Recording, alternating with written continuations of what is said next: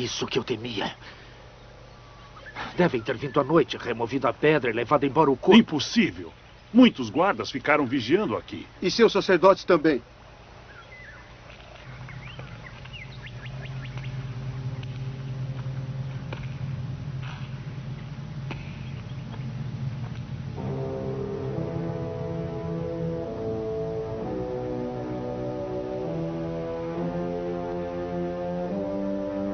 Agora começou.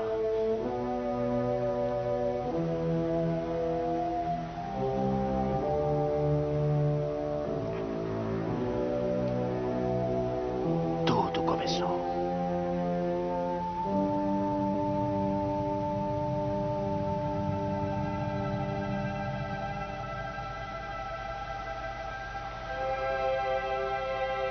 Estava escrito: o Filho do Homem sofrerá. E no terceiro dia, ele ressuscitará e entrará em sua glória. Vocês são testemunhas disso.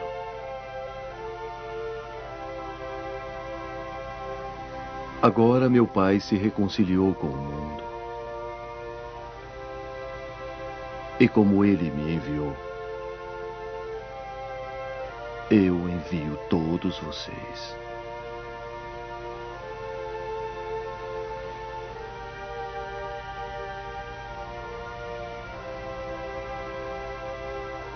Recebam o Espírito Santo. Vão como cordeiros entre os lobos. Façam discípulos em todas as nações. Os batizem em nome do Pai, e do Filho, e do Espírito Santo. Ensinem a eles o Evangelho e os mandamentos que eu lhes dei. Agora, eu deixarei o mundo novamente e irei até o Pai.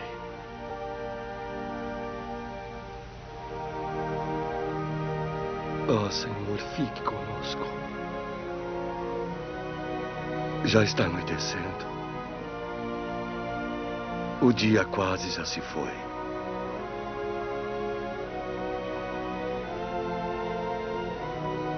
Não tenham medo. Estarei com vocês todos os dias, por toda a eternidade.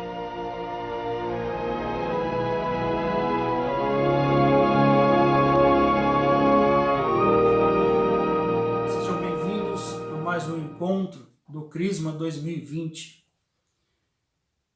Que o Eterno te abençoe e te guarde. Faça resplandecer o Eterno seu rosto sobre ti e te agracie. Tenha o Eterno misericórdia de ti e põe em ti a paz. Sejam bem-vindos, então, a mais uma aula de formação para o Crisma. Na aula de hoje, nós vamos ver o contexto histórico da chegada do Espírito Santo. Na última aula, acerca do ministério terreno de Jesus Cristo, nós vimos aí a sua paixão, morte, e dando continuidade então ao mistério terreno de Jesus Cristo, nós vamos ver a ressurreição de Cristo, ao período em que ele viveu 40 dias após a sua ressurreição, até a sua ascensão ao céu, bem como a vinda do Espírito Santo, né? As promessas do Pai sobre a vinda do Espírito Santo, sobre enviar o Espírito Santo, vamos ver quem é o Espírito Santo, né? Nós vamos também ver porque no Antigo Testamento, o Antigo Testamento ele refere-se à terceira pessoa da Santíssima Trindade como Espírito de Deus, e no Novo Testamento refere-se a ele como Espírito Santo, ou seja, no Antigo Testamento nós não vemos a palavra Espírito Santo, nós vemos Espírito de Deus. Já no Novo Testamento, nós não vemos Espírito de Deus, e sim Espírito Santo. Mas é o mesmo Espírito. Mas por que no Antigo se tratava como Espírito de Deus e no Novo como Espírito Santo? O que é a graça? Precisamos muito compreender esse conceito, o que é a graça de Deus, né? o que é a virtude, tudo isso, todos esses conceitos estão relacionados aos dons, frutos e carisma do Espírito Santo, que é o tema central da aula de hoje, né? O que são os 7 dons do Espírito Santo, que Deus prometeu 700 anos antes de Cristo, né? Através do profeta Isaías. O que são os frutos do Espírito Santo, né? O que são esses frutos que o apóstolo Paulo vai fazer uma lista deles lá na sua carta aos Gálatas, né? O que são esses frutos, como se produzir esses frutos, como se alimentar desses frutos. É importante nós entendermos isso, né? O que são os carismas do Espírito Santo? Uma coisa são os dons, os 7 dons do Espírito Santo, outra coisa são os carismas do Espírito Santo. Então, o que são esses carismas? Para que eles servem? Qual a diferença de dons para carismas e frutos, né? E esses atributos do Espírito Santo, essas qualidades, né? Essas manifestações do Espírito Santo, eles estão presentes na igreja de hoje? Ou esteve apenas presente na igreja de Atos dos Apóstolos, a igreja que era composta pelos apóstolos de Jesus, pelos primeiros discípulos? Esses dons, eles ainda existem no meio da igreja nos dias de hoje, né? Então, essa é uma pergunta que a gente pretende responder nessa aula de hoje. E, por fim, como conhecer o Espírito Santo, né? Eu me sinto diante de um grande desafio. Como pode eu, sendo humano, pecador, errante, falar do Espírito Santo, que o próprio nome diz, é santo, é Espírito, né? Apesar de estar aqui me baseando na doutrina da Igreja Católica acerca do Espírito Santo, né? Existe uma situação muito adversa da teoria, né? De como conhecer o Espírito Santo. Uma coisa é eu falar para vocês o que é o Espírito Santo. Outra coisa é vocês conhecerem o Espírito Santo, ter uma experiência com o Espírito Santo. Então esses são os tópicos da aula de hoje. Vem comigo.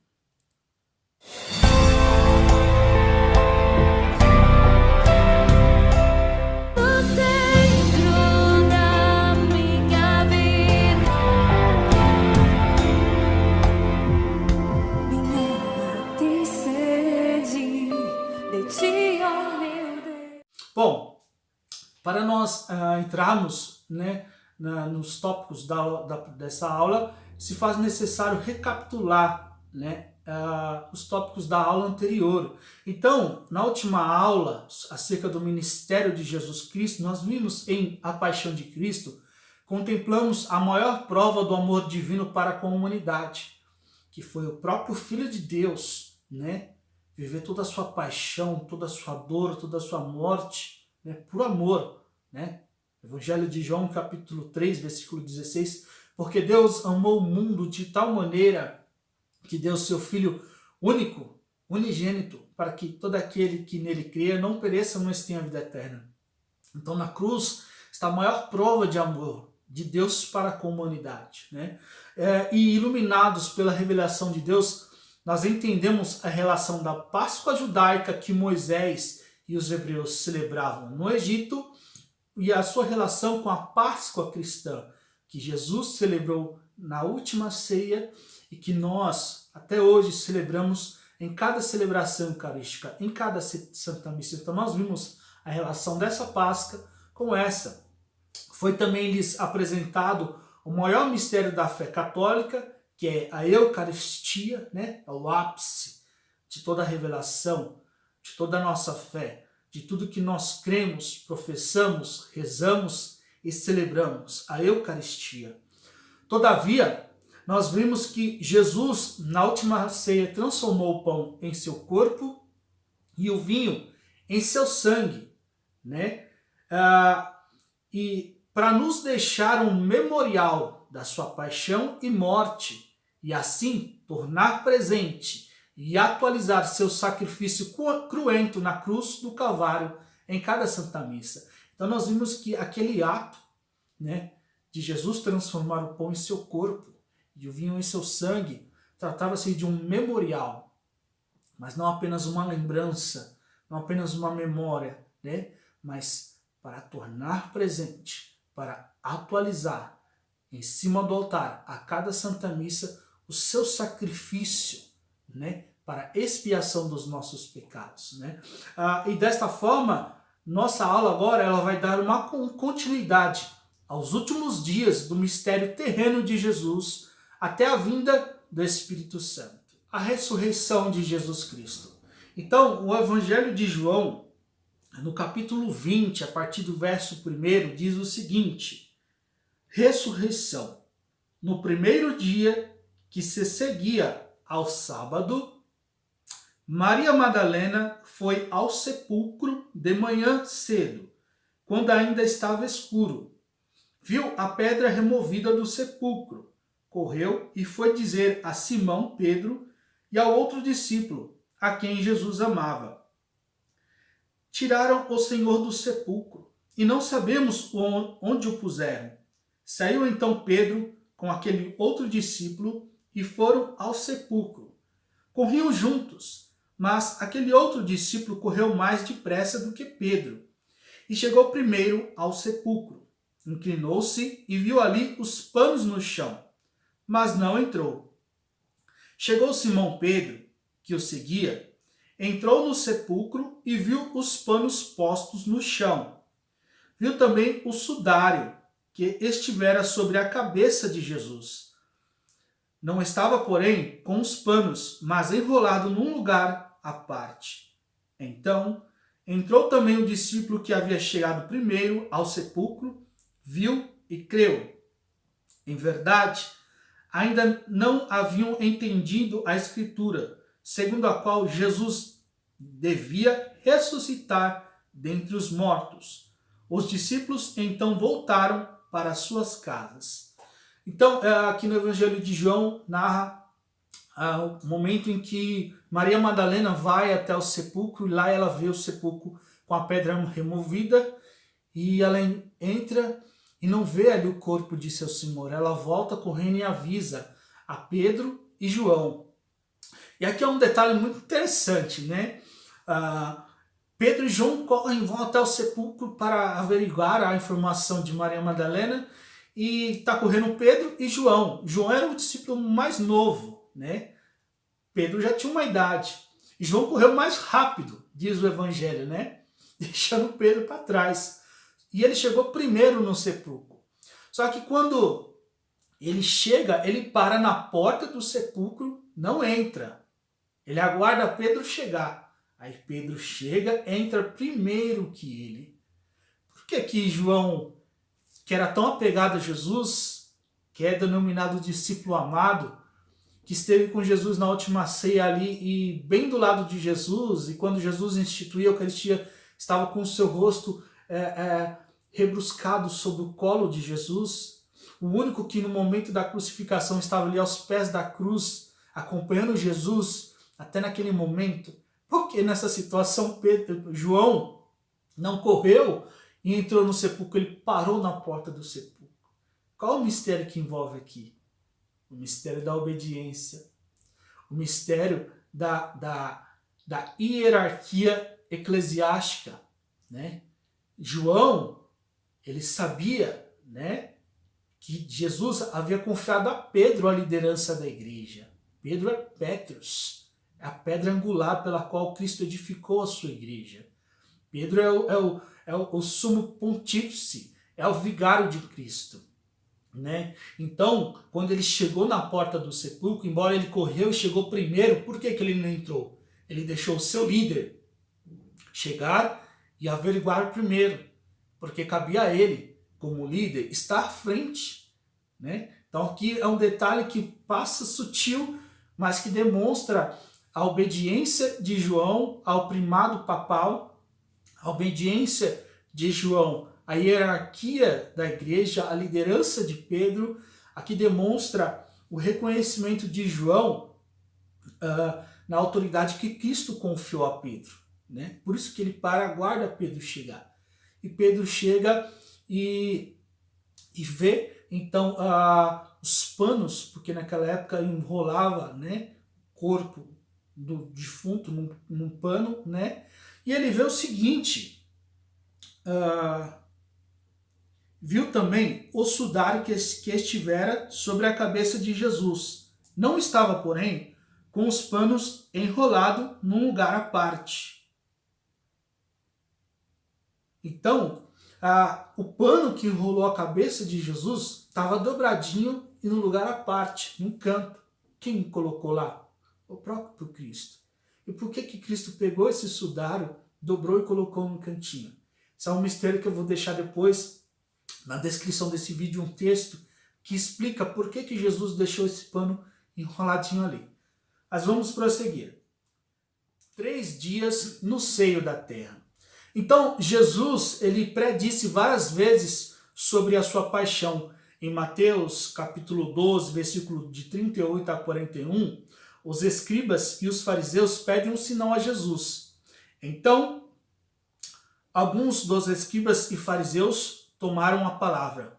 Mestre, quiséramos ver-te fazer um milagre.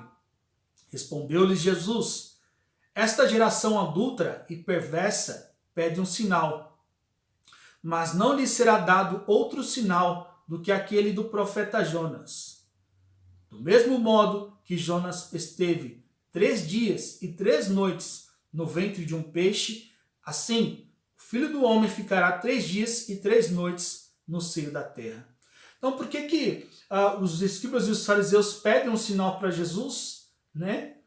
E na verdade eles queriam testar Jesus, ver se Jesus era realmente um profeta, porque era da tradição judaica reconhecer um homem, né, como profeta se ele fizesse milagres, sinais e prodígios. Por isso que eles pedem um sinal para Jesus. Mas Jesus, conhecendo a hipocrisia, a maldade, a intenção do coração deles, Jesus disse, né, não lhe será dado outro sinal senão o de Jonas. Quem foi Jonas? Nós vimos na aula dos profetas que Jonas foi um profeta que Deus determinou que ele fosse à cidade de Nínive e profetizasse contra Nínive a destruição da cidade por causa do pecado da desobediência. E Jonas não quis cumprir essa missão, né? Que ele temia a represária.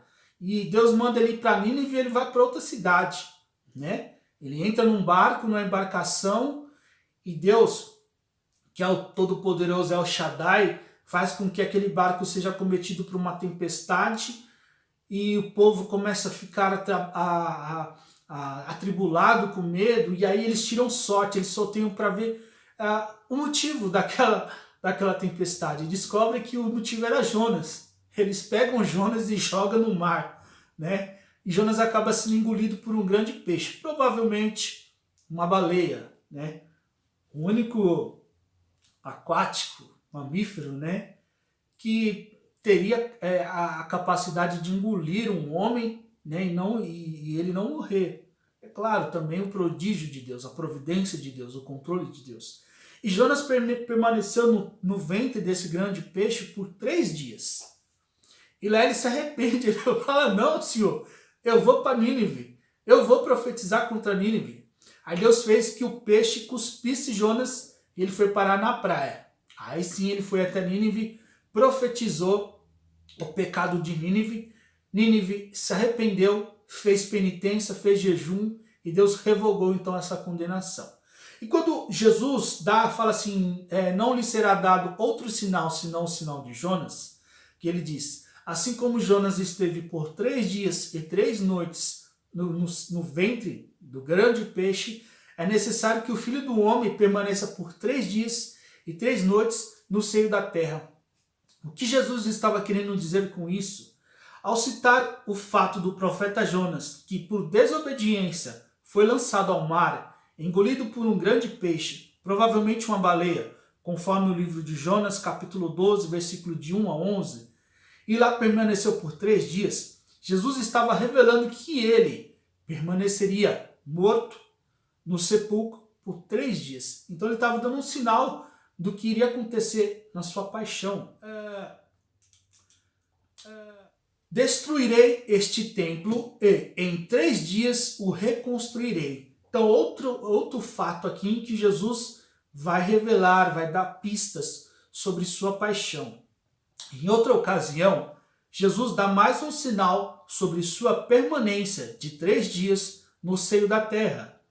Perguntaram-lhe os judeus: que sinal nos apresenta tu para procederes deste modo? Respondeu-lhe Jesus: destruí vós este templo, e eu o reerguerei em 3 dias. Os judeus replicaram: em 46 anos foi edificado este templo, e tu has de levantá-lo em 3 dias? Mas ele falava do templo do seu corpo.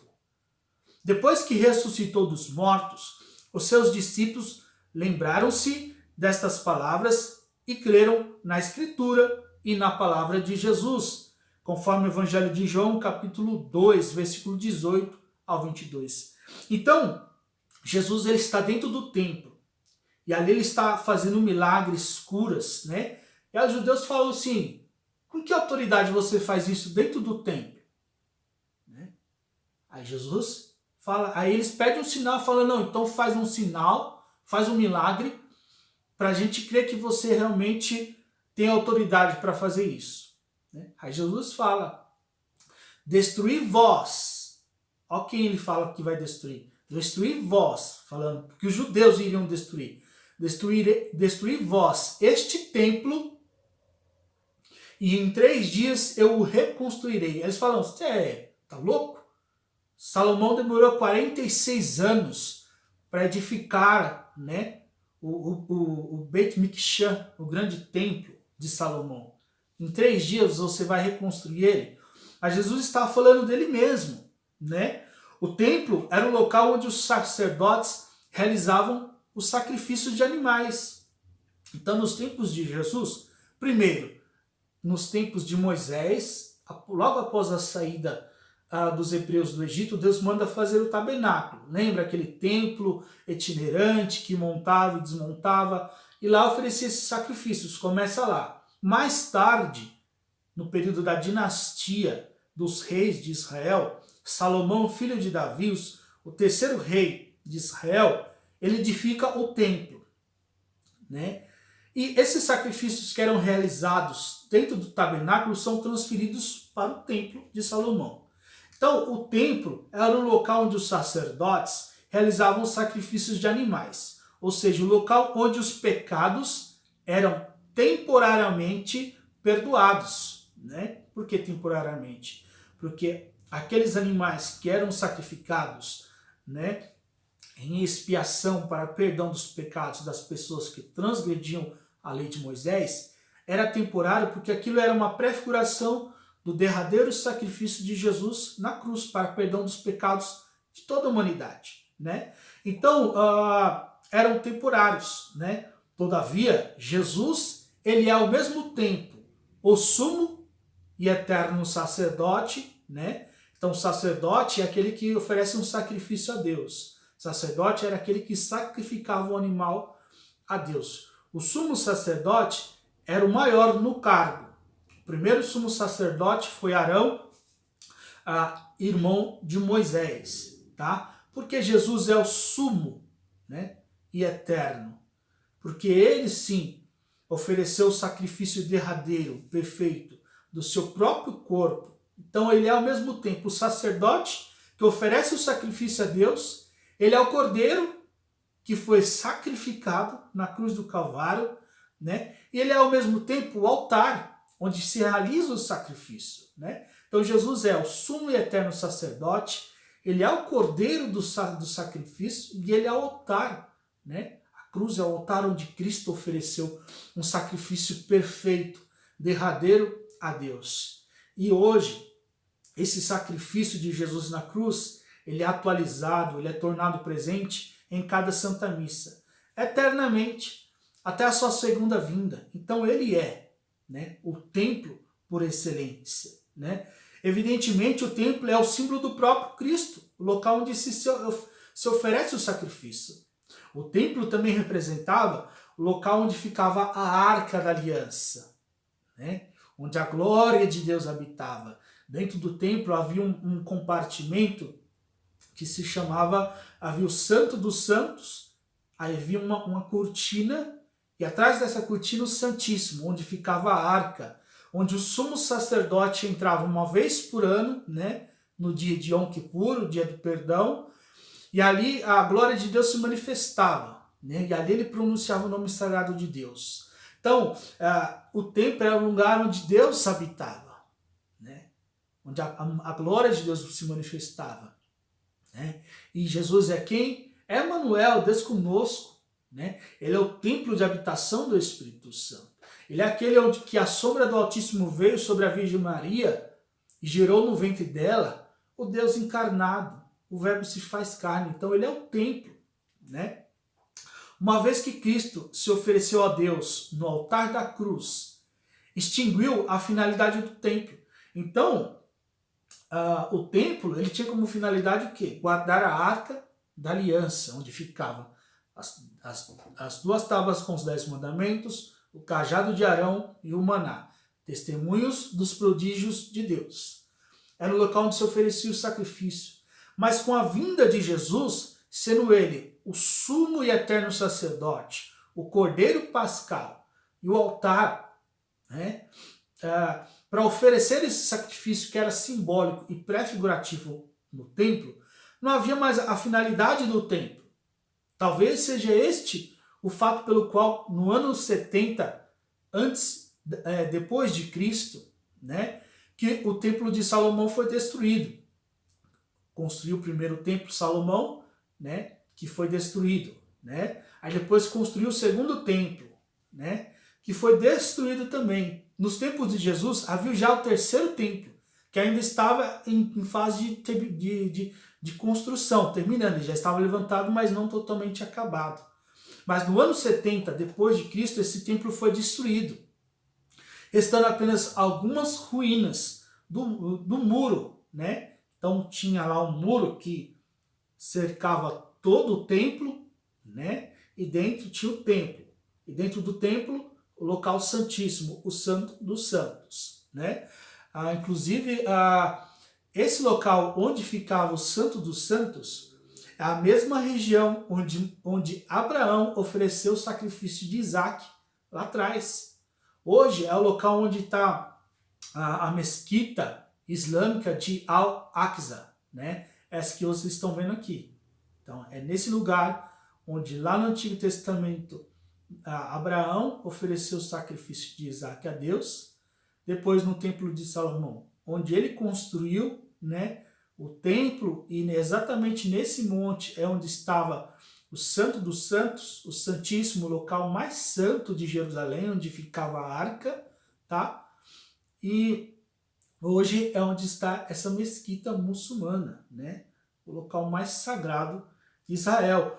E a única coisa que restou do Templo de Salomão, do Beit Mikdash, foi os muros e parte ainda, né? Chamado Muro das Lamentações ou Kotel. É o local mais sagrado do judaísmo. Lá, 24 horas por 48, tem judeus nesse muro fazendo suas preces. Não só judeus, cristãos também, né? É um local tão sagrado que tem uma área que é reservada só para os judeus. Local onde que nem mulheres podem entrar, o Kotel, né? Então, é o que a gente aprende com isso. O tempo entre a morte e a ressurreição de Jesus Cristo. Então, nós precisamos compreender,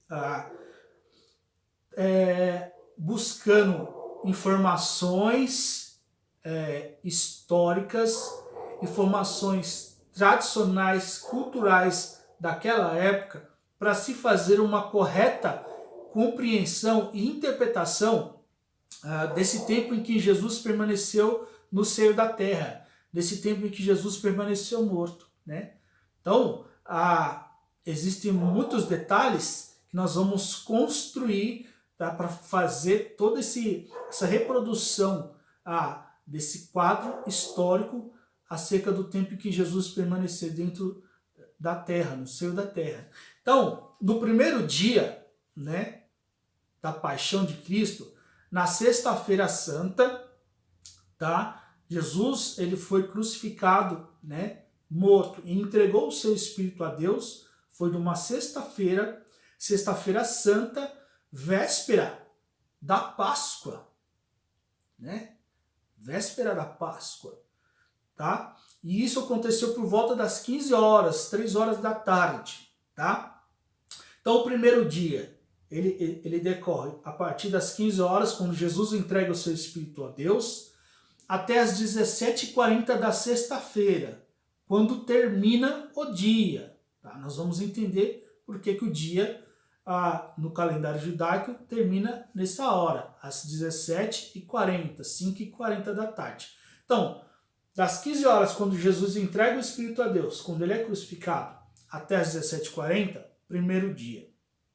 A partir das 17h40, nós já entramos no sábado, né? O sábado santo, já era o sábado, o Shabat de Páscoa, da oitava de Páscoa, né?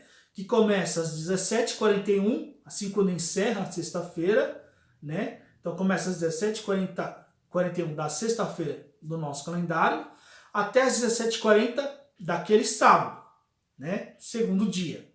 Terceiro dia, domingo de Páscoa, tá? Começando às 17h41 do sábado, indo até às 17h40 do domingo. Isso compreende os 3 dias. E durante esse período, né, que Jesus esteve no seio da terra, Deus manifestou o seu poder ressurreto. Ressurreto quer dizer o poder de Deus de fazer ressuscitar, de fazer trazer vida, de vencer o império da morte e do inferno, e de nos dar a esperança da vida eterna. Então, nesse período, Deus manifesta o seu poder ressurreto e ressuscita Jesus Cristo para vencer a morte no inferno, tá? Observação, no calendário judaico, o dia começa no crepúsculo. Então, o tempo que Jesus ficou no seio da terra não é necessariamente 3 dias de 24 horas. Haja vista que o calendário da época em que Jesus morreu era o calendário judaico, ou seja, o calendário lunar. O que é o calendário lunar? É o calendário que se baseia de acordo com os ciclos da lua. Esse calendário que esse calendário que nós usamos na nossa sociedade, é o calendário gregoriano, calendário solar, de 365 dias, que tem como base os ciclos do Sol, que foi feito um tempo mais tarde, né, por São Gregório Magno, né? Mas nos tempos de Jesus, o calendário que se utilizava é o calendário judaico, o calendário lunar, né? Então vamos entender aqui. Primeiro dia, sexta-feira santa, tá? Primeiro dia da morte de Jesus em que ele esteve no seio da terra. Primeiro dia, sexta-feira santa. No hebraico, Shishim Kadosh. Tendo início às 15 horas, quando Jesus entrega o Espírito ao Pai, conforme está lá em Mateus capítulo 27, versículo 45 ao 53, também em Marcos capítulo 15, versículo 33 ao 38, Evangelho de Lucas capítulo 23, versículo 44 a 46, e no Evangelho de João capítulo 19, versículo 30. Então, tem no início às 15 horas, quando Jesus entrega o Espírito ao Pai, encerrando às 17h40, quando termina o dia. Segundo dia, Sábado Santo, no hebraico Shabbat Gadol. Por que Shabbat Gadol? Então, o sábado santo, sábado do descanso sabático dos judeus, né? Gadol quer dizer grande, o grande sábado. Por quê? No calendário judaico, o sábado que antecede uma grande festa, seja ela a festa de Páscoa, seja a festa de Shavuot ou Pentecostes, seja ela a festa de Sukkot, que é a festa de cabanas. Então, todo sábado, antes de uma grande festa, ele é considerado o grande sábado. No hebraico, Shabbat Gadol. Shabbat, sábado, Gadol, grande. O grande sábado. Então, aquele sábado, né, em que Jesus estava no seio da terra, ele antecederia o domingo de Páscoa. Ele era um Shabbat Gadol, né? Então, ele tem início às 17h41, né, logo após o término da Sexta-feira Santa, né, no crepúsculo. O que é o crepúsculo? É quando o sol toca na copa das árvores, né, até as 18 horas do sábado, quando termina o Shabat. Assim que aparecem as primeiras 3 estrelas no céu. Então, assim que aquele tempo nem tinha esse relógio que a gente tem hoje, digital analógico, tinha o relógio solar. Como ele se baseava? Se era o ciclo da Lua.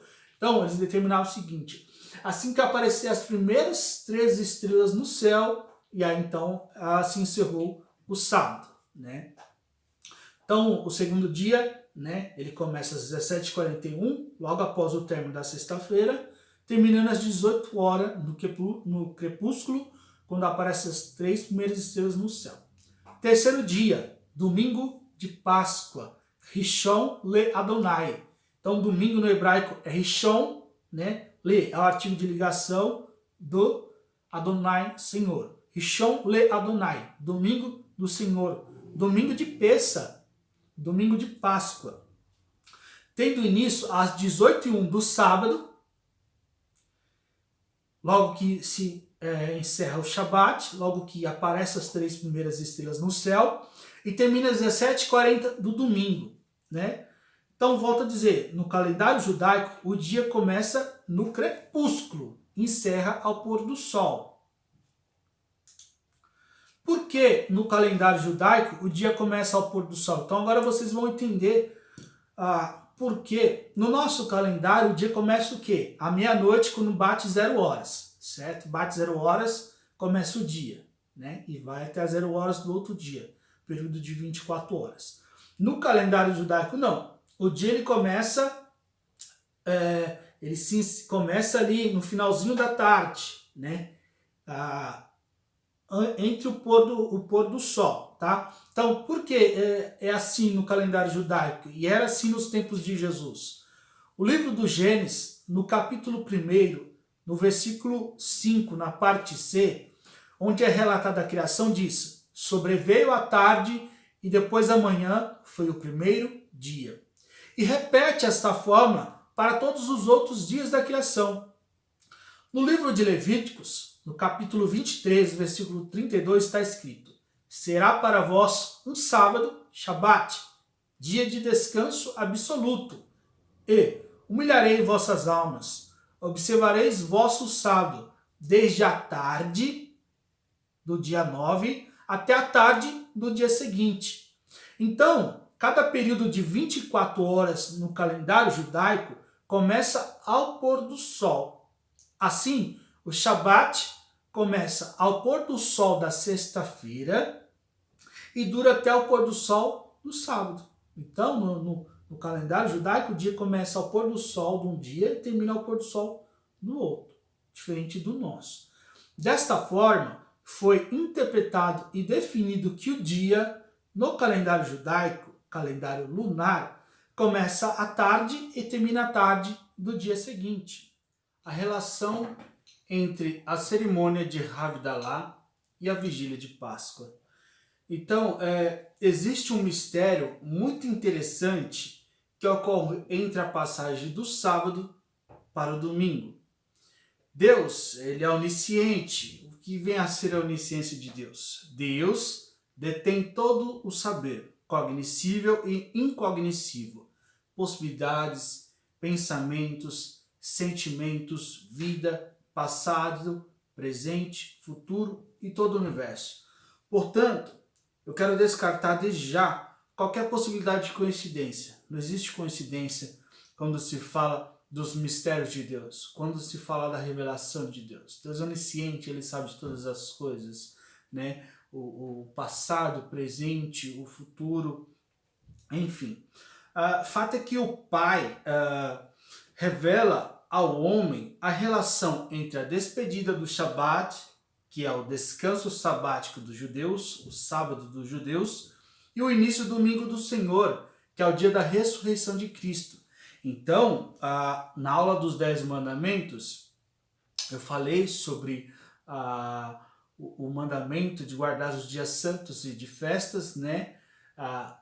O sábado santo, que foi instituído por Deus, que o próprio Deus, logo após os 6 dias da criação, Deus descansou, ele inaugurou logo após a criação, o Shabat. E ele deu o Shabat ao povo de Israel, e Deus sempre, através dos profetas, sempre exortava o povo, pelo povo ter abandonado o sábado, né? O sábado foi tema de muitos debates entre Jesus e os fariseus e os saduceus, porque eles questionavam Jesus, porque Jesus fazia milagres, curava e alimentava no sábado, né? Mas isso de forma alguma era uma transgressão ao sábado. Enfim, o sábado é o descanso dos judeus e o domingo é o dia da ressurreição de Cristo, né? E existe um mistério muito interessante entre a passagem do Shabat para o domingo da ressurreição de Cristo. Vamos conhecer esse mistério? Então vamos conhecer a cerimônia de Havdalah. A palavra Havdalah em hebraico significa separação, divisão ou distinção. Havdalah, durante a qual se recita uma bênção, uma oração sobre o vinho, as velas e sobre as especiarias aromáticas. É uma cerimônia de separação efetuada sábado após o cair da noite, então finalzinho do Shabat, né? É uma cerimônia de despedida do Shabat, de encerramento do Shabat, dando início a uma nova semana, né?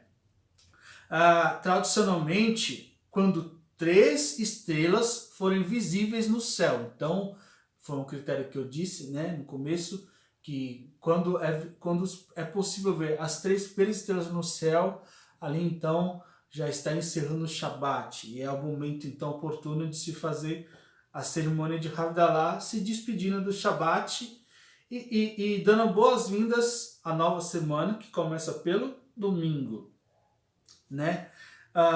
20 minutos depois do anoitecer.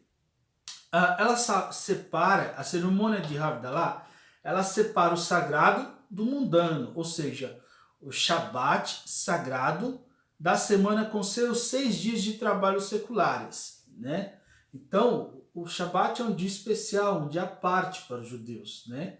É um dia de descanso, é um dia de espiritualidade, de estudar a Torá, de ir à sinagoga, de se abster de toda e qualquer atividade laborativa, reconhecendo que Deus, né, é que nos dá a graça de, ao longo dos 6 dias da semana, realizar toda a criação, toda a transformação e colaborar na criação de Deus, né? A origem desta cerimônia é atribuída aos membros da grande Assembleia Judaica, veja bem, do século IV e V, antes da era cristã. Então, nos tempos de Jesus, já havia a cerimônia de Havdalah, tá? Essa cerimônia é atribuída, né, à grande Assembleia Judaica de Jerusalém no século IV e V antes de Cristo. Ou seja, nos tempos de Jesus já existia essa cerimônia, essa celebração. E Jesus, judeu, cumpridor da lei, e ninguém como ele cumpriu a lei, então muito provavelmente posso até afirmar com certeza que Jesus celebrou a cerimônia de Havdalah. Mas enfim, o que é o Havdalah tem a ver com o Domingo do Senhor? Vamos conhecer. Se despedindo do sábado, Shabat. Então, conforme vimos anteriormente na cerimônia de Havdalah, pronuncia-se uma oração sobre o vinho, especiarias aromáticas e velas. Vai guardando esses detalhes, né? Uma das formas de nós pensarmos o ritual do Havdalah é vermos a sequência das bênçãos como se fosse o Shabat se despedindo de nós e indo embora.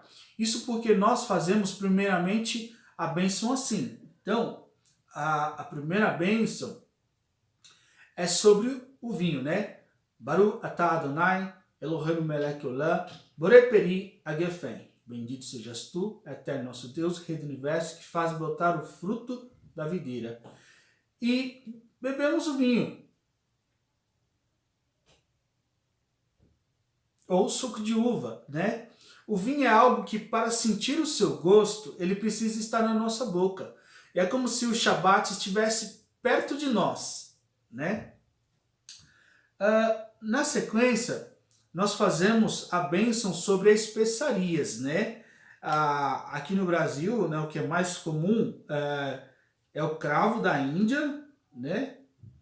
O cravo da Índia e a canela. Sobre as especiarias de cravo e canela, a bênção é assim: Baruch atah Adonai Eloheinu melech haolam, borei adse isbe mine vesamim. As especiarias, nós já conseguimos sentir o cheiro a uma certa distância. Então, o vinho, para nós sentirmos, ele precisa estar na nossa boca. As especiarias, não. E aqui, só de eu abrir aqui a caixinha, eu já comecei a sentir o cheiro das especiarias, né? E nós já conseguimos sentir o cheiro de uma certa distância. E é como se o Shabat estivesse começando a ir embora. Olha que interessante. O cheiro agradável das especiarias serve para que levemos um pouco do prazer do Shabat para a nossa semana que inicia. Por fim, sobre a vela. Sobre a vela. Sobre a vela é assim: Baruch atah Adonai Eloheinu melech haolam, borei meorei aesh. As chamas conseguimos enxergar bem longe de nós. É como se o Shabat estivesse se despedindo completamente de nós.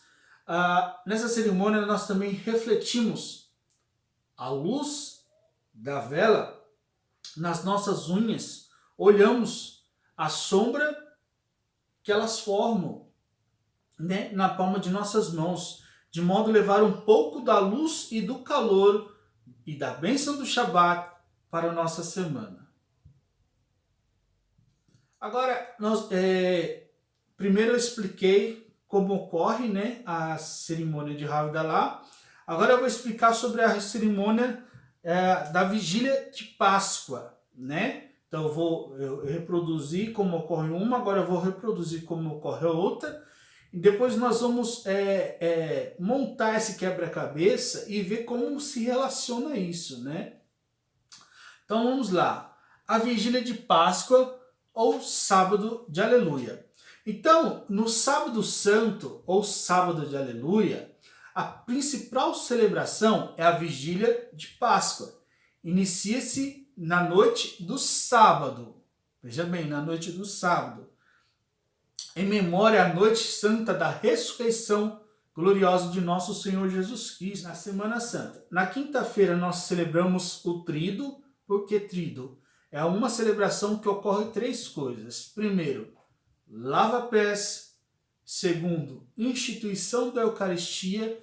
E terceiro, instituição do sacerdócio. Tá? Nós celebramos aqui no Brasil na quinta-feira, mas na quinta-feira à noite. Portanto, nós já estamos dentro de que dia? Na sexta-feira. Tá? É a mesma sexta-feira quando Jesus se entrega na cruz. Tá? Então, às 7 horas da noite, ele institui a Eucaristia. Às 3 horas da tarde do mesmo dia, ele se entrega a Deus na cruz, na sexta. Né? E quando vai passando o dia, né, vai chegando por volta entre 5h40 às 18 horas da Sexta-feira Santa, vai então encerrando a Sexta-feira Santa e nós vamos entrando em que dia? No sábado. Que sábado? O sábado de Aleluia, o sábado santo, o dia da vigília pascal, né? Porque a partir dali nós já começamos a entrar no dia da ressurreição de Jesus. É um tempo de espera, de vigilância, porque Jesus está para ressuscitar, né? Essa vigília de Páscoa, ela é chamada a mãe de todas as vigílias. Por quê? Porque a igreja mantém-se de vigília à espera da vitória do Senhor sobre a morte. Então, como que ocorre essa vigília de Páscoa? Então, todos reunidos dentro da igreja, as luzes apagadas, né? A assembleia toda fica com velas na mão, apagadas, né? E o sacerdote, fora da igreja, ele vai acender uma vela semelhante a essa aqui, chamada Círio Pascal. É claro que essa aqui é um tamanho menor, que ela é uma vela usada, né, para uma celebração doméstica dentro de casa, né? para aquelas que são usadas no sábado de Aleluia, na vigília de Páscoa, é uma igual a essa aqui, chamado de Círio Pascal. Então, esse Círio Pascal, o padre, na noite do sábado santo, ele vai acender, tá, essa vela fora da igreja em um fogo natural, ou seja, de uma fogueira que está acesa ali fora da igreja. Ele vai entrando dentro da igreja, a igreja toda apagada, né, com essa vela, né, e vai pronunciando, eis a luz de Cristo, né. Essa vela, esse Círio Pascal, vocês podem observar aqui, eu tenho aqui 5 pregos que representam as 5 chagas de Cristo, a coroa, a lança que transpassou o seu peito, o prego dos pés, da mão direita, da mão esquerda. Tenho também aqui o número 2020, que é referente ao ano que nós estamos celebrando, tá? Então, lá fora, antes de acender, ele pega uma caneta e marca aqui, né, o ano do qual nós estamos celebrando e vai dizer, né, por suas santas chagas, sua gloriosa chagas, o Cristo Senhor, que ressuscita resplandecente, dissipa as trevas do nosso coração e de nossa mente, né? Aí ele acende, né?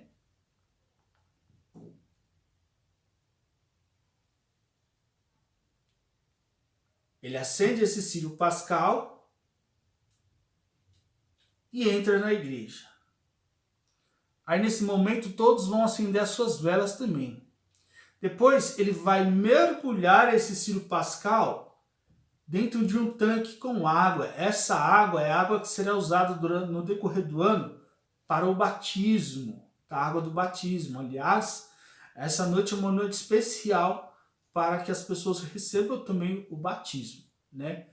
Então, essa é a vigília de Páscoa, né? E 5 elementos compõem a liturgia da vigília de Páscoa, né? A bênção do fogo novo, do Círio Pascal, como eu disse, a proclamação da Páscoa, que é um canto de júbilo, anunciando a ressurreição de Jesus, né? Eis a luz de Cristo, demos graças a Deus. A liturgia da palavra, e nesse dia são lidas várias, né, trechos da Bíblia, desde Gênesis, percorrendo os patriarcas, os profetas, o Salmo, né, ou seja, reconstituindo toda a história da salvação, né. Nessa noite nós fazemos a renovação das promessas do nosso batismo e, por fim, a liturgia eucarística que segue após essa liturgia, tá? Então, essa é a vigília de Páscoa, okay? Desvelando o mistério da passagem do sábado para o domingo. Conforme o parágrafo 2174 do Catecismo da Igreja Católica, Jesus ressuscitou no primeiro dia da semana. Qual é o primeiro dia da semana? Domingo. Muitos pensam, se confundem, acham que o primeiro dia da semana é a segunda-feira. Não é. O primeiro dia da semana é domingo, tá? Jesus ressuscitou no primeiro dia da semana, ou seja, no domingo, né? Após a ressurreição de Jesus Cristo, o domingo tornou-se então o dia do Senhor. Então, para nós católicos, o dia de descanso, o dia do Senhor, o dia sagrado, é o domingo, o dia da ressurreição de Cristo. No primeiro dia da criação, a primeira coisa que Deus fez, o que foi a primeira coisa que Deus fez? Vamos ver aqui no livro do Gênesis, Gênesis capítulo 1, versículo 1. No princípio, Deus criou o céu e a terra. A terra estava sem forma e vazia.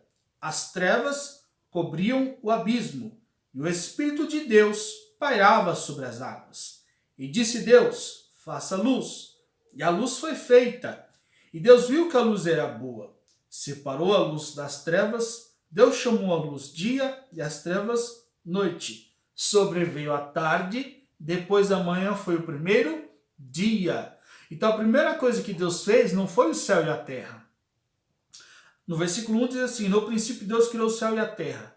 Aqui, Moisés, que é o autor do livro do Gênesis, ele faz um resumo geral do que Deus criou, tá? Na obra dos 6 dias, o céu e a terra, ou seja, as criaturas celestes e as criaturas terrenas. Mas a primeira coisa que Deus fez no primeiro dia foi a luz. Se a primeira coisa que Deus fez foi a luz, e Deus fez a luz no primeiro dia, que dia que Deus criou a luz? Domingo.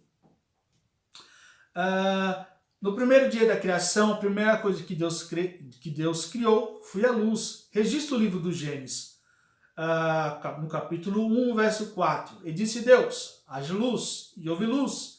E Deus viu que a luz era boa, sobreveio a tarde, e depois a manhã foi o primeiro dia. Nos 6 dias da criação, a primeira coisa que Deus fez foi a luz. E luz, no hebraico, é or. Guardem isso. E ele fez a luz no primeiro dia, ou seja, no domingo. Do hebraico, domingo é Rishon. Quando Jesus Cristo ressuscitou, ele ressuscitou no domingo. Que domingo? De Páscoa, do calendário judaico. Ou seja, por volta das 18 horas, quando está encerrando o Shabat, iniciando o domingo. No crepúsculo, né? Ao pôr do sol do sábado para o domingo. Ou seja, entre o término do Shabat e início do domingo. Quando Jesus ressuscita, nos diz a liturgia: eis a luz de Cristo que ressuscita resplandecente e dissipa as trevas. Ou seja, quando Jesus ressuscita, a luz da ressurreição de Cristo vai dissipando as trevas, ilumina o mundo, e assim se torna a recriação do mundo. Vamos entender aqui, olha só que interessante. No primeiro dia, Deus cria a luz, e criou a luz através de quem? Jesus, o Verbo eterno. Observe, como que Deus foi criando as coisas lá no começo? Através do que Deus foi criando? Através da sua palavra. E disse Deus: haja luz, e houve luz. E disse Deus: haja uma separação entre as águas, e pareça a porção seca. E disse Deus que as águas sejam poluídas, sejam povoadas de todas as espécies. Não é pela palavra que Deus está chamando a existência as criaturas? E quem é essa palavra? Lá em Gênesis, no capítulo 1, versículo 1 que eu acabei de ler, no princípio Deus criou o céu e a terra. Princípio não é data. O tempo só começou a ser contado no 4º dia da criação. Veja, Deus disse, façam, Deus disse. Por onde ele está fazendo tudo? Pela palavra.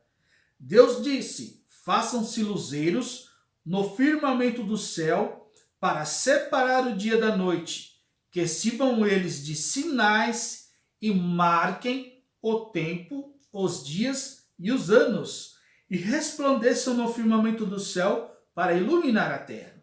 E assim se fez. Deus fez os 2 grandes luzeiros, o maior para presidir o dia, o sol, e o menor para presidir a noite, a lua. E fez também as estrelas. Deus colocou-os no firmamento do céu para que iluminasse a terra, presidisse o dia e a noite, e separasse a luz das trevas. E Deus viu que isso era bom. Sobreveio a tarde, e depois a manhã foi o 4º dia. Ou seja, Deus só criou os astros, o sol, a lua, as estrelas, só no 4º dia. Só no 4º dia da criação que o tempo começou a ser contado. Então a palavra princípio, que está no versículo 1, não quer dizer tempo, espaço, data pela qual Deus começou a criar. A palavra princípio significa uma pessoa pela qual Deus está criando o universo e o homem. E no Evangelho de João, Deus revela quem é o princípio. Vamos lá, Evangelho de João, capítulo 1 também. E também no versículo 1, não é coincidência, é onisciência de Deus. No princípio era o Verbo.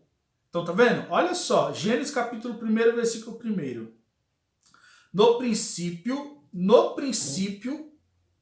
ou seja, através do princípio, pelo princípio, Deus criou o céu e a terra. E aí no Evangelho de João, Deus revela, no princípio, pelo qual Deus criou o céu e a terra, quem era o princípio? No princípio era o Verbo. A palavra verbo no latim quer dizer palavra. Verbo no latim é palavra. E verbo na nossa língua portuguesa quer dizer o quê? Ação. E não era pela palavra que Deus estava chamando a existência as criaturas? E disse Deus, haja luz, e houve luz. Não era pelo verbo, pela palavra? E quem era o verbo? O princípio pelo qual Deus criou o universo e o homem. Agora nós vamos descobrir quem é o verbo. Quem é a palavra? No princípio era o verbo. E o verbo estava junto de Deus. E o verbo era Deus. Ele estava no princípio junto de Deus. Tudo foi feito por ele, pelo verbo, que é o princípio. E sem ele, nada foi feito. Nele havia vida, e a vida era a luz. Olha só, a luz. A luz.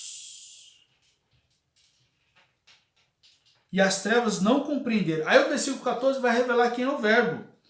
E o verbo se fez carne e habitou entre nós. Quem é o verbo? Quem é a palavra que se fez carne e habitou entre nós? Jesus. Jesus. Ou seja, no princípio Deus criou o céu e a terra.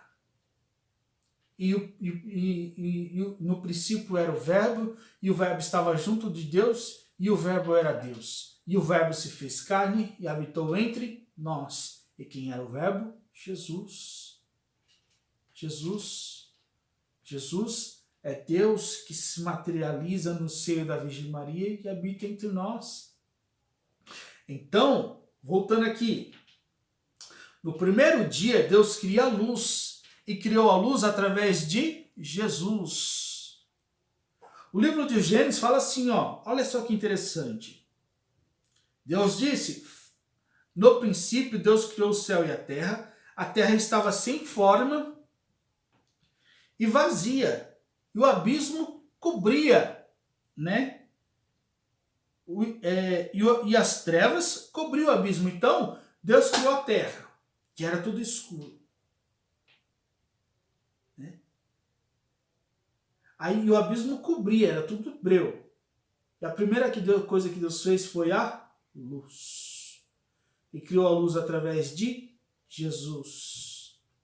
É como se, para que Deus pudesse criar todas as outras coisas, primeiro ele teria que iluminar. Através da luz de Jesus. Então Deus, através do verbo eterno que é Jesus Cristo, cria a hora. E cria a hora no domingo, primeiro dia da semana. No primeiro dia Deus cria a luz e criou através de Jesus, o verbo eterno. Observe. E disse Deus, haja luz, e houve luz, do hebraico or. Tudo era trevas, e o Espírito de Deus pairava sobre as águas. E Deus criou a luz no domingo através de Jesus. Mas vamos buscar mais informações para entender. Na plenitude dos tempos, quando Jesus ressuscita no domingo, no primeiro dia da semana, a luz de Cristo traz de volta a luz que foi criada por Ele mesmo no primeiro dia da criação. Ou seja, lá, quando Deus começou a criar o universo e o homem, no primeiro dia, no domingo, Deus, através de Jesus, criou a luz. Na plenitude dos tempos, quando Jesus ressuscita, no domingo, no primeiro dia da semana, a luz de Cristo, a glória de Cristo no momento em que ele ressuscitava, foi aparecendo, foi criando a mesma luz que ele criou no primeiro dia na criação, vai resplandecendo e dissipando as trevas. E como aqui Deus criou a luz para iluminar tudo e criar todas as outras coisas, aqui a luz de Cristo que ressuscita resplandecente foi iluminando este mundo que estava sombrio, nas trevas do pecado, da maldade, da morte. E a luz de Jesus Cristo que foi ressuscitando resplandecente, foi dissipando as trevas de nossos corações e de nossa mente, foi iluminando as nossas almas, foi iluminando as nossas mentes, foi iluminando o mundo e foi dando vida e vida abundância em Cristo Jesus. Agora, o que isso tem a ver com a cerimônia de Havdalah e a cerimônia, a vigília de Páscoa? Veja, então no final da cerimônia de Havdalah, o que faz, né? Depois que você já abençoou o vinho, abençoou as especiarias, abençoou o fogo, você vai apagar o fogo, né? E você vai apagar o fogo. E ali acabou o Shabat. E ali deu início à nova semana, Shavuotov, que é a saudação no final de Havdalah, quer dizer boa semana. Então, no sábado, quando o sábado vai encerrando, nós vamos apagando a vela de Havdalah. É exatamente o momento em que, no sábado da vigília de Páscoa, nós estamos acendendo o círio pascal. Quando a luz do Shabat vai acabando, vai acendendo a luz de Cristo. Quando acaba o dia de descanso, e olha que interessante, foi no sábado, no sétimo dia da criação, que Deus descansou. Foi também no sábado que Jesus descansou no seio da terra. Quando terminou o sábado, o sétimo dia da criação, aí Adão já estava criado e Adão começa a trabalhar aquilo que Deus criou. Quando acaba o Shabat, o homem retoma suas atividades na semana. Foi exatamente no sábado que Jesus descansou no seio da terra. Quando acaba o sábado, ele vai ressuscitando no domingo, iluminando e recriando e fazendo tudo novo, porque esse foi o brado de Jesus na cruz: eis que faço nova todas as coisas. Então, qual é a relação do término do Shabat com o início do domingo do Senhor?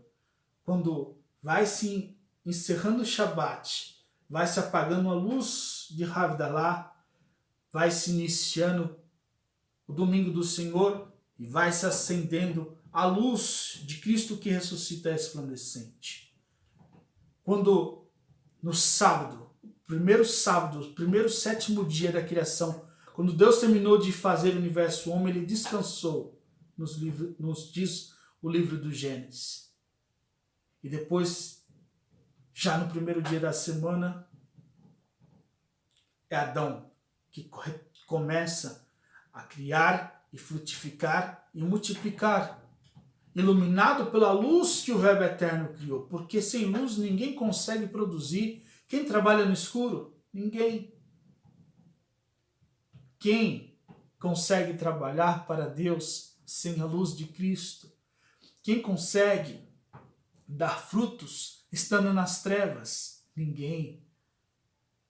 Assim como Deus, para criar todo o reino mineral, vegetal, animal, primeiro verbo, criou ora, iluminou. E aí Deus foi criando tudo. Então, Foi no sábado que Jesus descansou no seio da terra. E quando foi terminando aquele sábado, aquele Shabbat Gadol de Pessa, de Páscoa, em que Jesus estava no seio da terra, quando foi terminando aquele sábado, foi dando início ao domingo da ressurreição de Jesus. E Jesus foi ressuscitando e resplandecendo a sua luz, a sua glória, iluminando o mundo, para que agora a igreja, em nome de Jesus, pudesse criar, pudesse trabalhar, não mais nas trevas, mas na luz de Cristo que ilumina todos os homens. O Evangelho de João diz, ele é a luz que vindo ao mundo, ilumina todos os homens. Esse é o mistério que Deus revelou. E isso aqui é resultado de pesquisa. Eu não li isso aqui prontamente em um livro. Pode até ser que exista autores, teólogos ou até judeus que tenham contemplado isso, descoberto isso. Mas eu não li isso em nenhum livro. Isso aqui foi Deus que foi me revelando através de muita pesquisa e de muita oração. Então, louvado seja Deus pela luz de Jesus que me iluminou e nos possibilitou conhecer esse mistério. Viva! Jesus ressuscitou.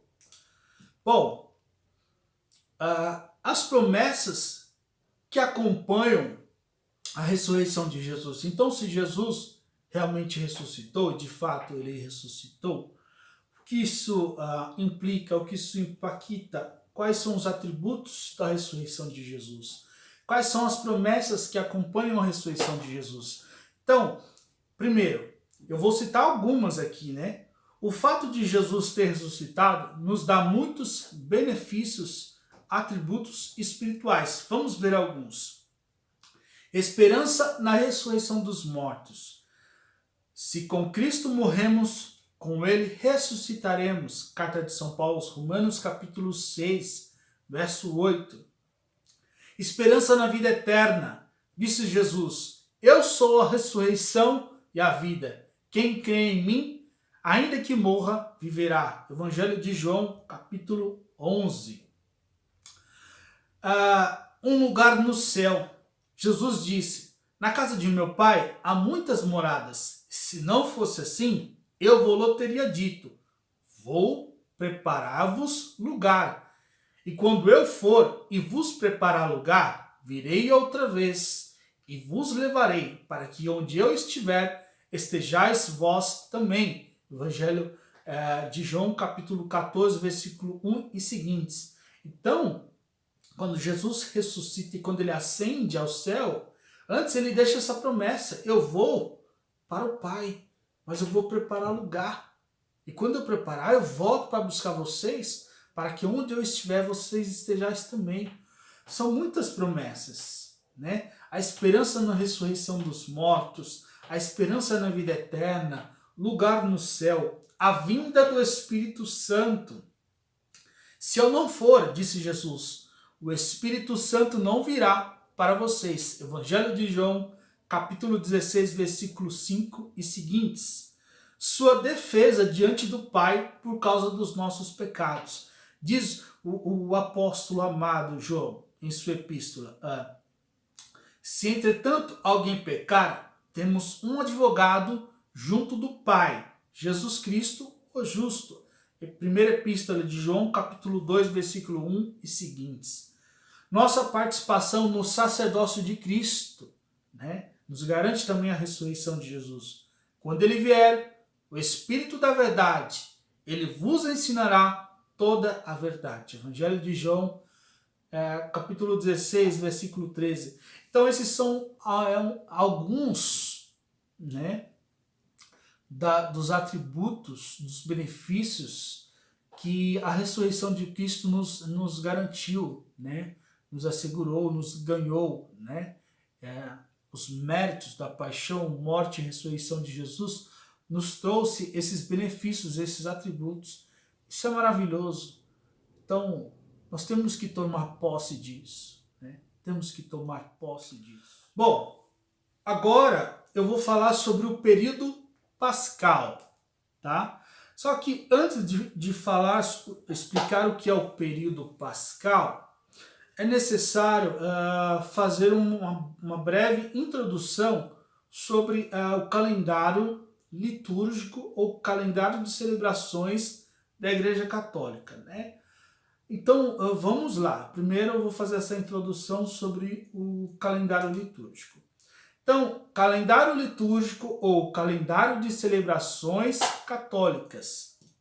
Então, assim como na sociedade civil existe um calendário de 12 meses e 365 dias, que é aquele calendário que eu disse no começo, o calendário gregoriano, onde nós acompanhamos todas as datas, né?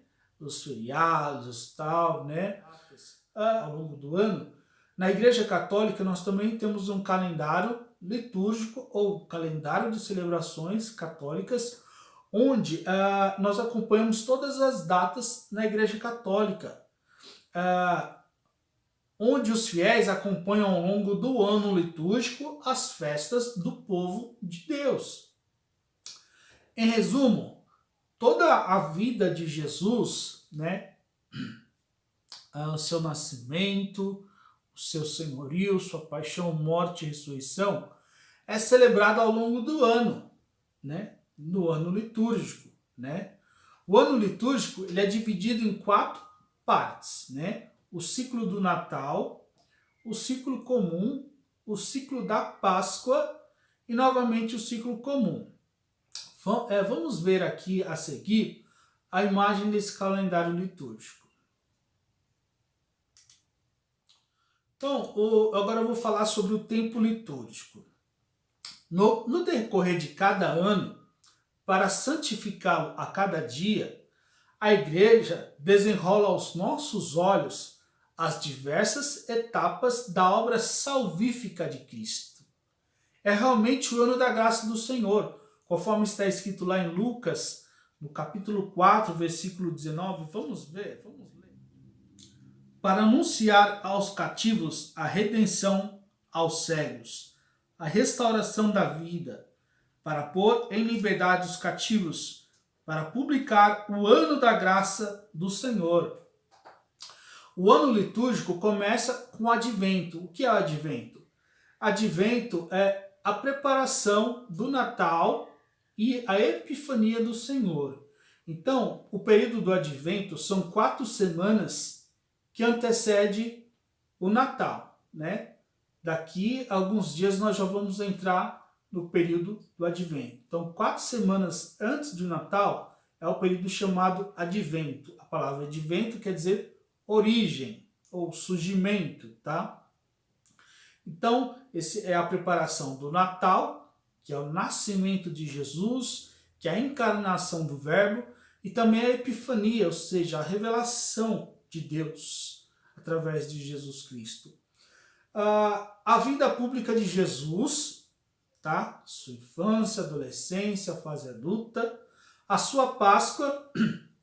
Então, ao período pascal, né, compreende o quê? A Quaresma, que são 40 dias que antecede a Semana Santa, tá? A Páscoa, que é a Semana Santa, onde nós celebramos, iniciando com o Domingo de Ramos. Domingo de Ramos é a celebração da entrada de Jesus em Jerusalém. Então, no Domingo de Ramos, abre a Semana Santa, tá? Depois vem a Segunda-feira Santa, Terça-feira Santa. Na Quarta-feira Santa, na nossa Diocese de Santa Amaro, nós celebramos a Missa dos Santos Óleos, onde são abençoados e consagrados o óleo do batismo, o óleo do crisma e o óleo da unção dos enfermos. Esse óleo que vocês receberam no batismo vão receber agora no crisma. Na Quinta-feira Santa, o Tríduo Pascal, como eu já disse, numa única noite se celebra 3 coisas. O lava-pés, instituição da Eucaristia e instituição do sacerdócio. Na sexta-feira, Paixão do Senhor. Então, adoração da Santa Cruz, Paixão de Cristo, a Via Sacra, né? Então, Via Sacra, adoração, exaltação da Santa Cruz, Paixão de Cristo, certo? No sábado, Sábado Santo, Sábado de Aleluia, Vigília de Páscoa. No domingo, Domingo da Ressurreição. Aí depois do domingo da ressurreição, nós entramos no período pascal, tá? Por que a igreja celebra cada fato desse, se na Santa Missa estão contidos todos os mistérios da salvação? Por quê? A resposta é que também os acontecimentos anteriores à vida terrestre de Jesus têm em cada um o seu valor próprio de salvação. O que é isso? Jesus, ele era humano e divino, ele era homem e Deus. E o que Jesus realizou enquanto esteve aqui nessa terra, isso não se esgota com o tempo. Então, a glória de Deus que foi revelada, manifesta no Natal, quando Deus desceu do céu e se fez homem, isso não se esgotou lá atrás. Em todo Natal, a mesma glória, a mesma graça, né, santificante, a mesma graça operante que se realizou naquela manifestação na encarnação do Verbo, se realiza todo ano. A glória, a redenção que aconteceu na Páscoa de Jesus não se esgotou com o tempo, naquele tempo, há 2000 anos atrás. Não, em cada Santa Missa, em cada domingo, nós celebramos, cada domingo é um domingo da ressurreição, é uma celebração da Páscoa. E se manifesta a graça de Deus que foi manifesta há 2000 anos atrás, naquele domingo da ressurreição. A resposta é que também os acontecimentos anteriores da vida terrestre de Jesus têm cada um seu valor próprio de salvação. Na morte e ressurreição de Jesus, a nossa salvação e a glorificação do Pai aconteceram de modo perfeito. Aconteceu, mas não exclusivo. Não foi exclusivo só naquela ocasião. Jesus quis passar por todas as etapas da vida normal de um homem para santificar em cada uma delas infância, adolescência e a idade adulta. É por isso que Jesus, sendo Deus, ele até se aprisionou 9 meses no seio de uma mulher, da Virgem Maria. Foi dependente, aquele que é o Verbo eterno pelo qual Deus criou o universo e o homem, ele foi dependente de uma mulher para amamentá-lo, para trocar sua fraldinha, para ensinar a andá-lo. Ele foi dependente de um homem humilde, simples, da pacata Nazaré, para aprender a profissão de carpinteiro. Estou falando de São José. Jesus viveu cada etapa da vida humana, a sua infância, a adolescência, a fase adulta. E ele viveu como um homem, mas também como Deus. Então Deus, ele conhece a nossa vida, ele conhece o nosso dia a dia, ele conhece cada fase da nossa vida. Se você é jovem, ele conhece a sua juventude. Se você é adulto, ele conhece a sua maturidade. Se você é da terceira idade, da boa idade, ele conhece a sua vida. Deus nos conhece. Então, agora que eu já expliquei, fiz uma breve introdução sobre o calendário litúrgico, eu já posso dizer o que é o período pascal. Então, o período pascal, ele compreende 50 dias, tá? Entre logo após o domingo da ressurreição até o dia de Pentecostes. Daqui a pouco eu vou explicar o que é Pentecostes, tá? Logo após que Jesus ressuscitou, ele apareceu aos seus discípulos, apareceu a Maria Madalena, como nós vimos no começo da aula. E ele conviveu ainda com os apóstolos e seus discípulos por mais 40 dias. Então, após o domingo da ressurreição, Jesus passou ainda mais 40 dias com os apóstolos, dando as últimas orientações, dando as bênçãos, soprando o Espírito, dando testemunho que ele havia ressuscitado. Tá? 40 dias depois que Jesus esteve com os apóstolos, ele ascendeu aos céus. No Evangelho de Marcos, no capítulo 16, no versículo 19, narra sobre a ascensão de Jesus, ou seja, Jesus retornou ao céu. Depois que o Senhor lhes falou, foi levado ao céu e está sentado à direita de Deus. Os discípulos partiram e pregaram por toda parte. O Senhor cooperava com eles e confirmava sua palavra com os milagres que o acompanhavam. Então, após a ressurreição de Jesus, ele passou 40 dias com os apóstolos, depois ele ascendeu ao céu. Não foi levado pelos anjos, ele ascendeu por seu próprio poder e glória, né? Só que antes de Jesus ir para o céu, ele deu as instruções aos apóstolos, soprou o Espírito sobre eles, e ele deu uma seguinte instrução para os apóstolos. No Evangelho de Lucas, no capítulo 24, a partir do versículo 44, narra os últimos momentos de Jesus na terra. Depois lhes disse: isto é o que vos dizia quando ainda estava convosco.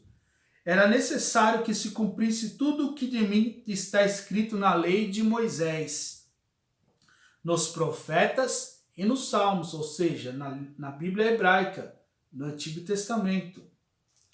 Abriu-lhes então o Espírito, para que compreendesse as Escrituras, dizendo: assim é que está escrito, e assim era necessário que Cristo padecesse, mas que ressurgisse dos mortos ao terceiro dia, e que em seu nome se pregasse a penitência e a remissão dos pecados a todas as nações, começando por Jerusalém.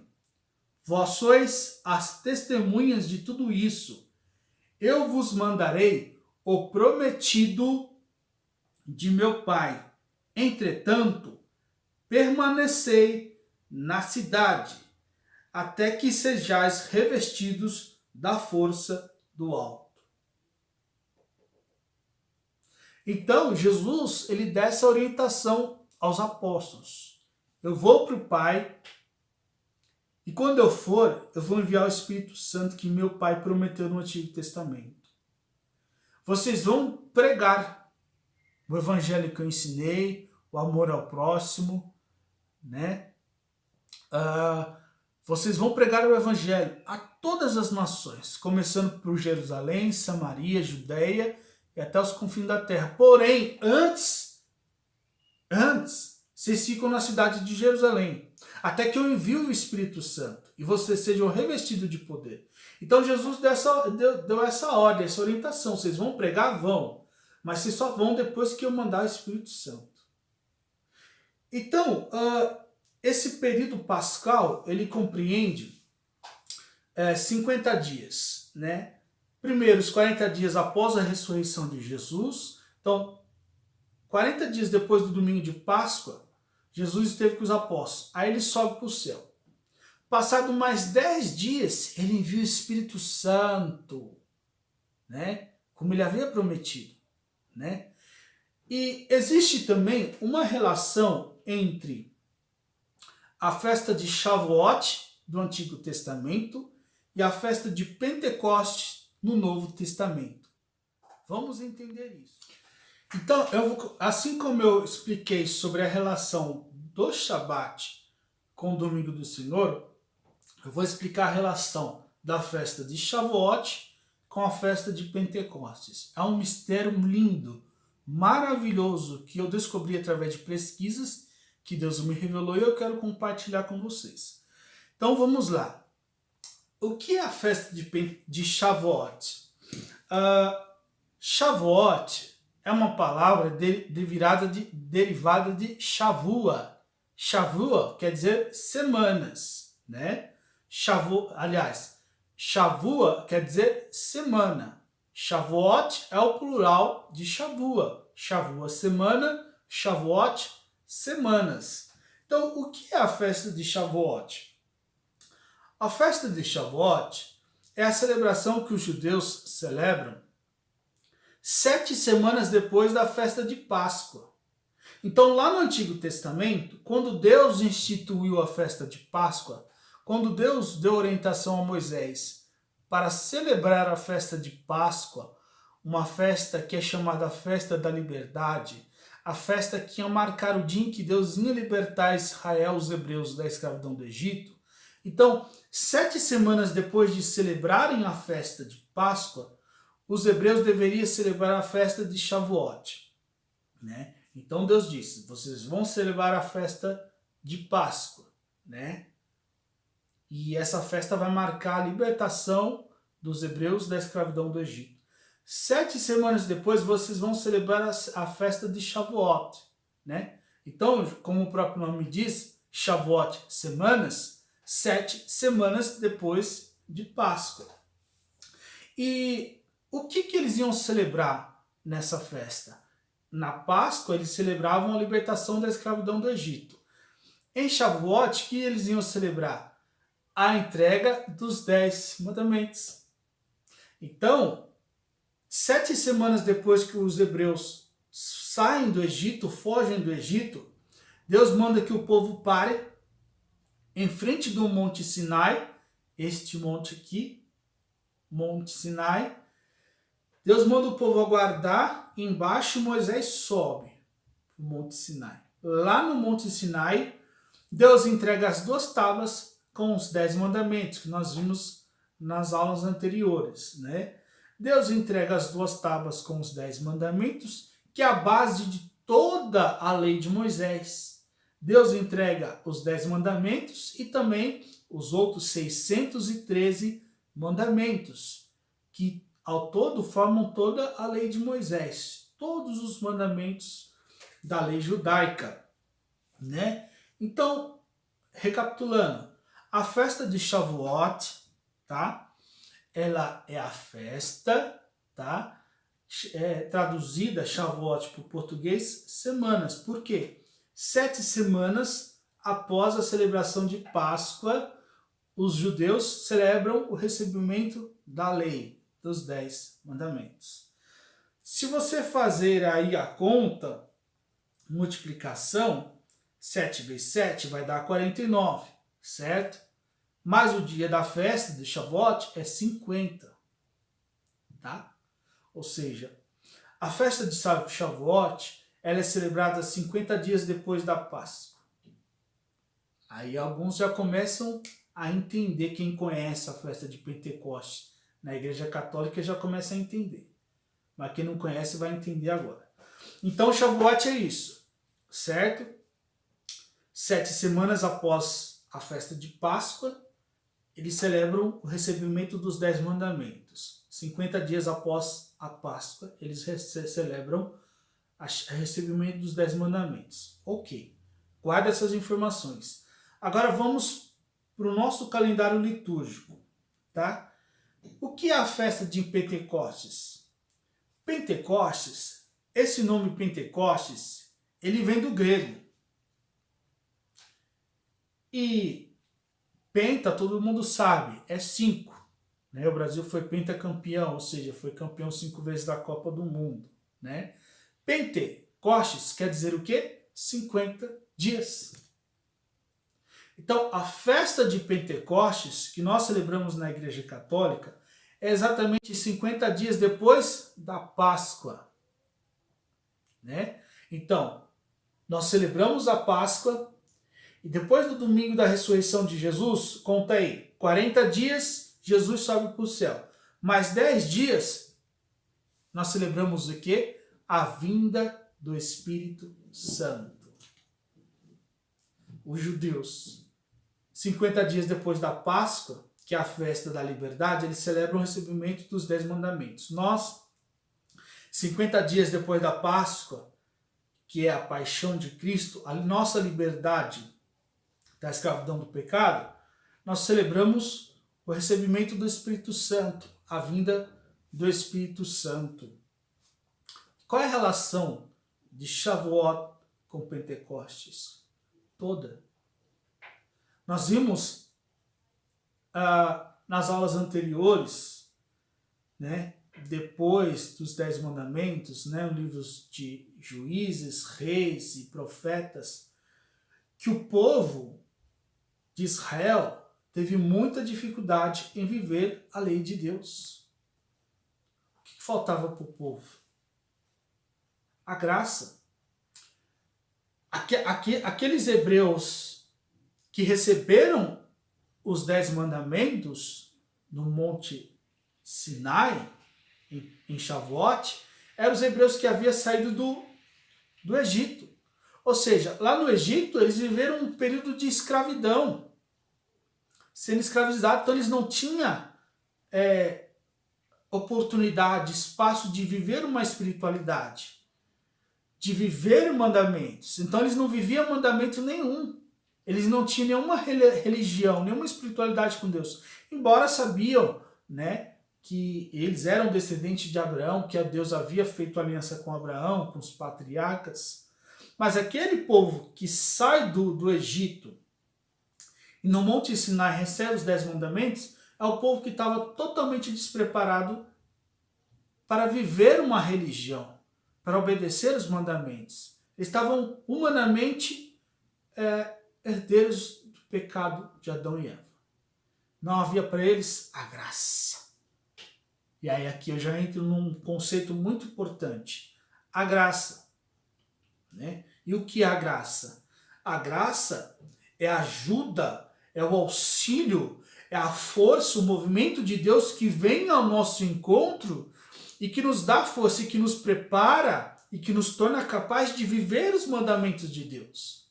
Então era isso que faltava para aquele povo hebreu. Mas essa graça ela só viria na plenitude dos tempos, com a vinda de Jesus Cristo, com os méritos da paixão, morte e ressurreição.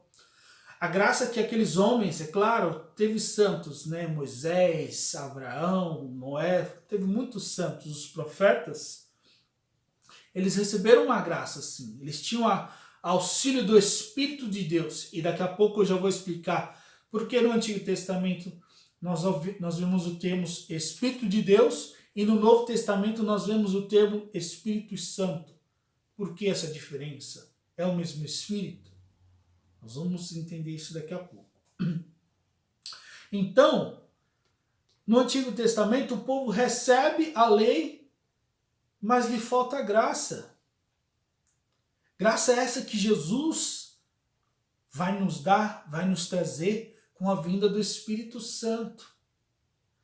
Então, em Shavuot, o povo recebe a lei de Deus. Em Pentecoste, o povo recebe a graça para viver os mandamentos de Deus.